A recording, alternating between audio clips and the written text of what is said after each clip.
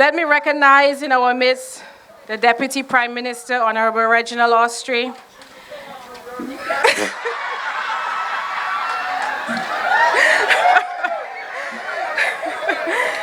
The Ministers of Cabinet and Parliamentarians, Ambassador Hubert Charles, Father Thomas, Pastor Samuel, Miss Natalie Joseph, family and friends, and to you, the Liberites.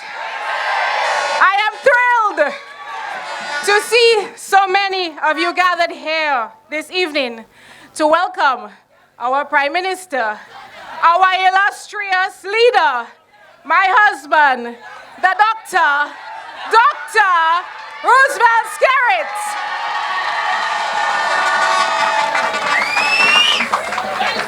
I vividly remember the passage of Hurricane Maria.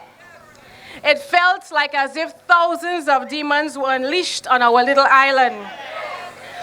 Our roof caved in, and like everyone else, we lost most of our belongings.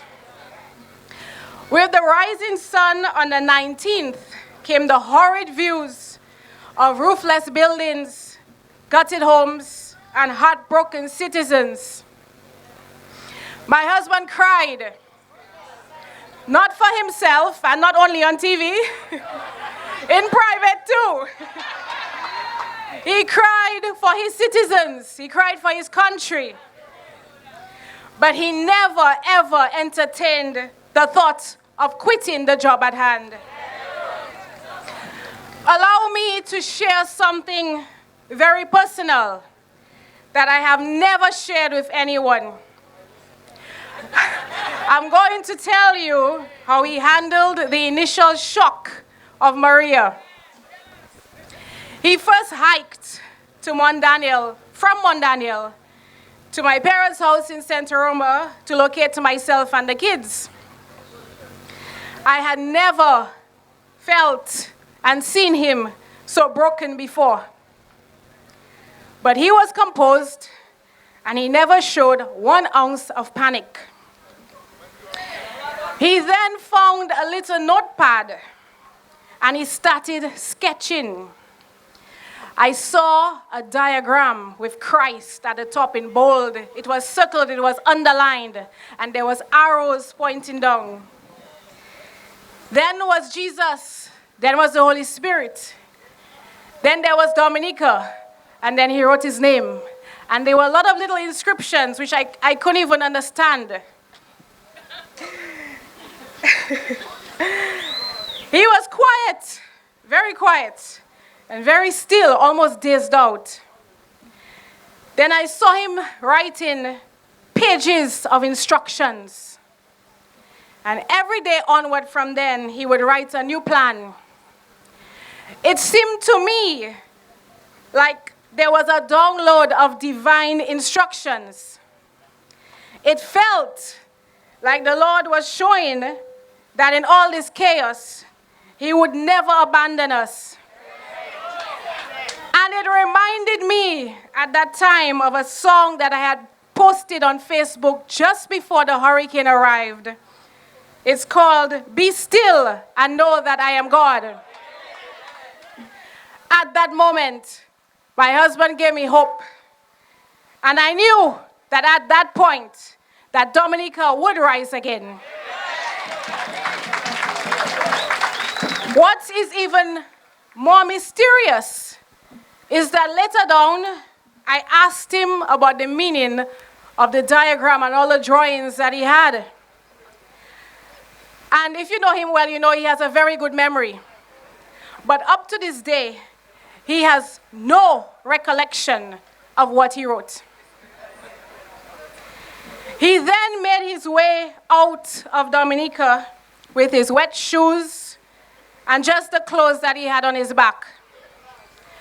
Upon arriving in the US, he refused to sleep on the bed in the hotel which was offered to him.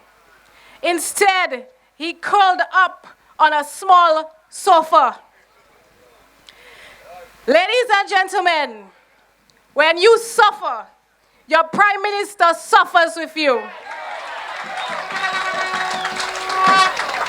When you are in distress, Your Prime Minister feels your pain. My friends, our Prime Minister is now at the forefront of the fight against climate change. Resiliency is now his mantra. Our visionary leader catches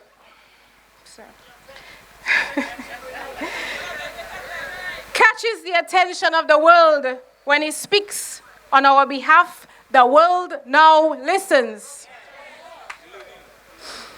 The Duquesne University wrote to my husband several months ago to inform him that they had taken a decision to recognize his efforts with an honorary doctorate.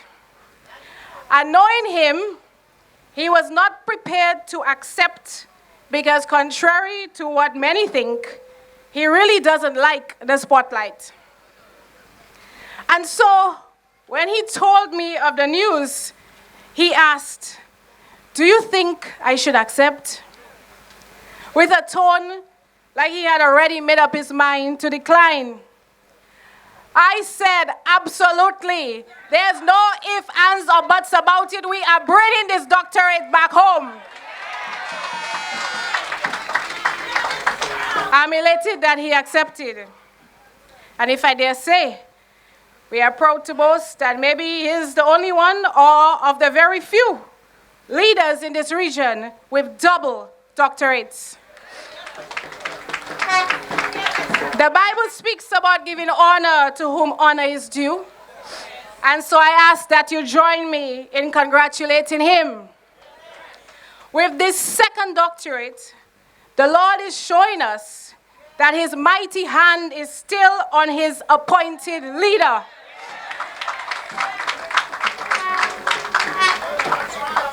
I am blessed to be married to this man who covers everything that I ask God for. A loving man, a hardworking man, a God-fearing man, a man of valor, a handsome man, yes. His unwavering devotion to his family is matched with his dedication to our nation's children, the elderly, disabled, the sick, and the shut-ins. Rosie, as I call him, I am truly proud to work at your side.